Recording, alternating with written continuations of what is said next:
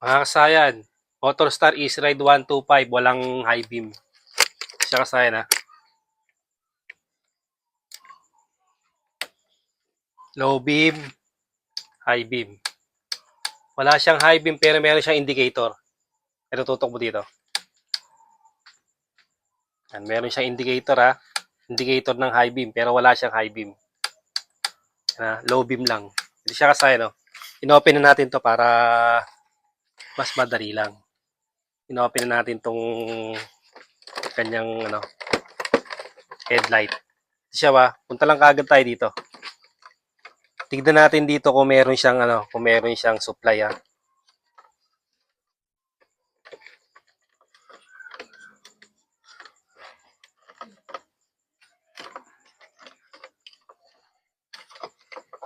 Kung bakit wala siyang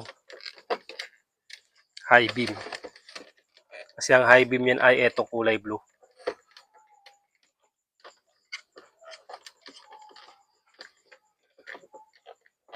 Tapos yung white yung low beam. Pakihawakan mo nga to.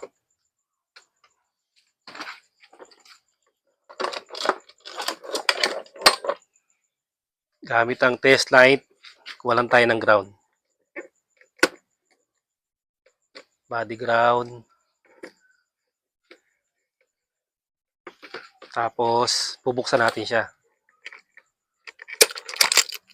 Lagay natin sa sa low beam. Siya yung low beam ilaw. Low beam ay kulay white. Yan. Ito yung low beam ha. Yan, meron. Ito naman yung high beam. Pag nag-high beam tayo, dapat lilipat siya rito. Okay. Yan. Yan siya kasi, pansinin nyo.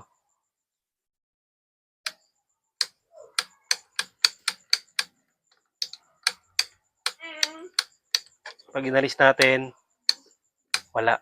Pag dinikit natin to rito, yun, nagkakaroon siya ng nagkakaroon siya ng high beam. Yung low beam, okay ha. Low beam.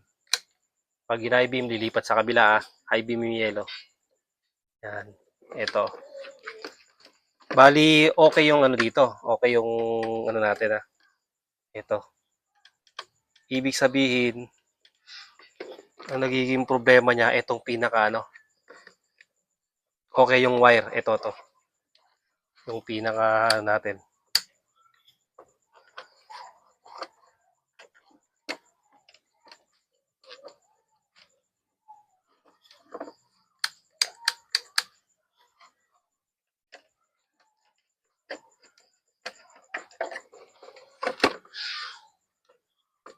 Kailangan nakadikit doon ha. Yan, tutok sa meno. So, dikit na dikit dapat siya. Dito. Yan, ganyan. Low beam, tapos high beam. Wala. Yun. Ay siya kasahin, no? Dapat dikit na dikit to rito. Ito ha. Para gumana yung high beam and low beam natin. Sa wiring, pag tinest nyo yung dalawa na to, pagka meron, ibig sabihin, okay yung wiring natin. Ang naging problema yung contact nito. Yun yung contact ha.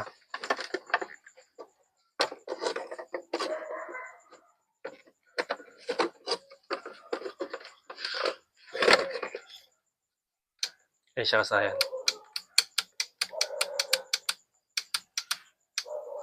Okay, tutok isa pa uli. Lalagay natin sa body ground yung ating test light ha. Tapos, yung low beam natin yung kulay white.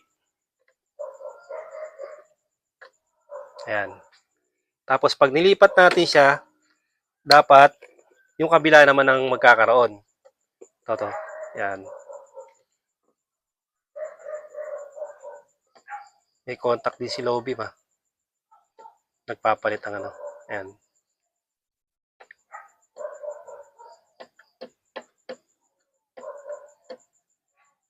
low beam, tapos high beam. Yan, naka-high beam siya, wa. Ito. Pares na siyang may ano. Ayan, papalit siya. Yung malakas na ilaw, yun ang ano niya, high beam. Pindot, low beam. Kabila.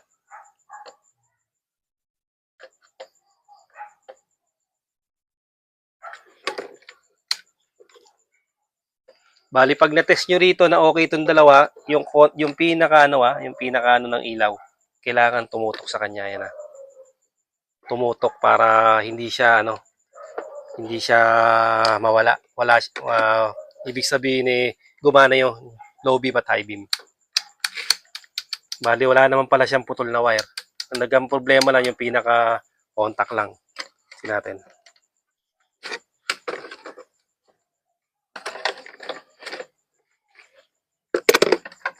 Ang high beam nito ay yellow.